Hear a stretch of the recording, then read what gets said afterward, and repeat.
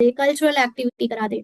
तो ये देखा हम लोगों ने कि जो भी बाबा के घर में अच्छे महारथी या ऊंची आत्माएं थी, उनका जैसे जैसे रोल आगे की तरफ बढ़ता गया, उनके कर्मों में फिजिकल वो तो कर्म करना कम हो गया, मेहनत करना कम हो गया, लेकिन उनकी अवस्था सूक्ष्म से सूक्ष्म होती जा रही थी।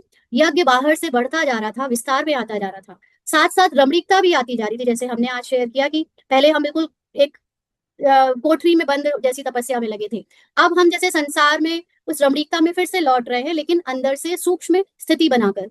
तो अब आपका जैसे जैसे स्थिति सूक्ष्म होती जाएगी, आपके लिए चीजों की दुनिया बढ़ती जाएगी।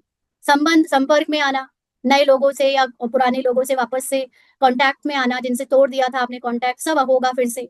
उतना ही जितना हम ये सब इजीली कर पा रहे हैं, उतना ही अभी अभी संबंध संपर्क में आते भी न्यारा बन जाना, यानी 1 सेकंड में डिटैच हो जाना।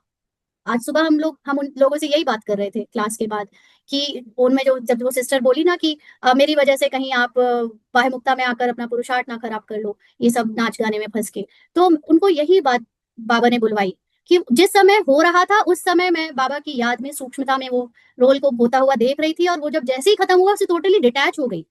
जबकि पहले क्या होता था, पहले क्या पहनना है, कैसे सजना है, फिर डांस करना है तो उसमें सब लोग देख रहे होंगे तो उस पे ध्यान जाता था, फिर उसमें किसी सहेली ने पूछा नहीं पूछा, ठीक से फोटो आई नहीं आई, फिर वहां खाया क्या नहीं खाया, और फिर वहां लौट के आकर वही सोचे जा रहे हैं कि आज ये हुआ वो हुआ। अब 1 सेकंड भी वहां का थॉट नहीं आता।